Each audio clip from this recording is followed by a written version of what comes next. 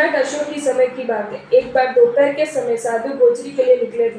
गोचरी लेकर वे पास लौट रहे थे तो उनको एक भिखारी मिला। उसने कहा, आपके पास भिक्षा तो है तो थोड़ा भोजन मुझे दो।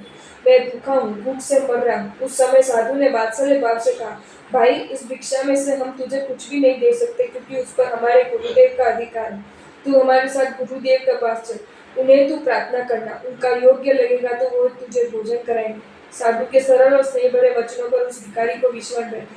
वह उन साधुओं के पीछे पीछे गया। साधुओं ने गुरुदेव आचार्य श्री आर्य सुहस्ती से बात की। भिखारी ने भी आचार्य देव को भाव से वंदना की और भोजन की मांग की। आचार्य श्री आर्य सुहस्ती विशिष्ट कोटि के ज्ञानी पुरुष थे। उन्होंने भिखारी का चेहरा देखा, कुछ पल सोचा, भविष्य में बड़ा धर्म प्रचारक होगा ऐसा जानकर भिखारी को कहा, महानुभाव, हम तुझे मात्र भोजन दे ऐसा नहीं, परंतु हमारे जैसा तुझको बना भी दे।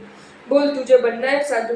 भिखारी भूख से व्याकुल था। भूख का मारा मनुष्य क्या करने के लिए तैयार नहीं होता। भिखारी साधु बनने के लिए तैयार हो गया। उसे तो भोजन से मतलब था और कपड़े भी अच्छे मिलने वाले थे। भिखारी ने साधु बनना स्वीकार कर लिया। दया भाव से साधुओं ने उसे वेश परिवर्तन कराकर दीक्षा दी और गोचरी के लिए बिठा दिया। इस नए साधु ने पेट भरकर खाया। बड़े लंबे समय के बाद अच्छा भोजन मिलने से खाना चाहिए उससे अधिक खाया। रात को उसके पेट में पीड़ा हुई। पीड़ा बढ़ती गई। प्रतिक्रमण करने के बाद सब साधु उसके पास बैठ गए और नवकर महामंत्र सुनाने लगे। प्रतिक्रमण करने आए हुए श्रावक भी इस नए साधु की सेवा करने लगे। आचार्य देव स्वयं प्रेम से धर्म सुनाने लगे। ये सब देखकर नया साधु मन में सोचने लगा कि मैं तो पेट भरने के लिए साधु बना था। कल तक तो ये लोग मेरी ओर देखते भी नहीं थे और आज मेरे पैर दबा रहे हैं। और ये आचार्य देव स्नेहमूर्ति, वात्सल्य शिरोमणि एवं करुणा सागर है। समाधि देने के लिए वे कैसी अच्छी धार्मिक बातें मुझे समझा रहे हैं। ये तो जैन दीक्षा का प्रभाव है। परंतु यदि मैंने सच्चे भाव से दीक्षा ली होती तो इस प्रकार साधु धर्म की अनुमोदना करते करते और नवकार मंत्र का श्रवण करते करते उसकी मृत्यु हुई। और महान अशोक सम्राट के पुत्र कुणाल की रानी की ओर से उसका जन्म हुआ। उसका नाम संप्रति रखा। वयस्क होने पर उन्होंने उज्जैन की राजगद्दी मिली और सम्राट संप्रति के रूप में पहचाने जाने लगे। एक बार वे अपने महल के झरोखे में बैठे थे और राजमार्ग पर आवागमन देख रहे थे। वहां उन्होंने कई साधु को गुजरते हुए देखा। उनके आगे जो साधु महाराज थे वे उन्हें कुछ परिचित से लगे। उनके सामने अनिमेष नयनों से देखते हुए उनको पूर्व जन्म की स्मृति हो या वे पुकार उठे, गुरुदेव। तुरंत ही वे सीढ़ी उतरकर राजमार्ग पर आए और गुरु महाराज के चरणों में सिर झुका दिया और उनको महल में पधारने का आमंत्रण दिया। इनको महल में ले जाकर पीठासन पर बिठाकर सम्राट संप्रति ने पूछा, गुरुदेव, क्या आपने मुझे पहचाना? हाँ वत्स, तुझे पहचाना, तू मेरा शिष्य है। तो पूर्व जन्म में मेरा शिष्य था, गुरुदेव ने कहा। संप्रति ने कहा, गुरुदेव, आपकी कृपा से ही मैं राजा बना हूँ।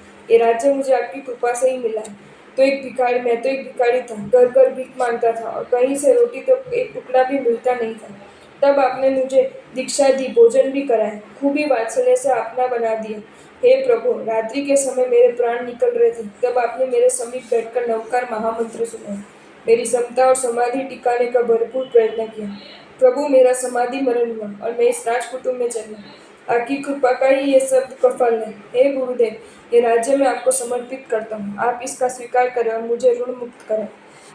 आहार्य सुहस्ती ने संप्रति को कहा, महानुभाव, ये तेरा सौजन्य कि तू तेरा पूरा राज्य मुझे देने के लिए तत्पर हुआ है, परंतु जैन मुनि अपरिग्रही होते हैं। वे अपने पास किसी भी प्रकार की संपत्ति या द्रव्य रखते नहीं है। सम्राट संप्रति को जैन साधु संपत्ति रख सकते नहीं, इस बात का ज्ञान न था। पूर्व भाव में भी उसकी दीक्षा केवल आधे दिन की थी, इस कारण उस भाव में भी उसे इस बारे में उसका ज्ञान सीमित था। संप्रति के हृदय में गुरुदेव के प्रति उत्कृष्ट समर्पण भाव छा गया था।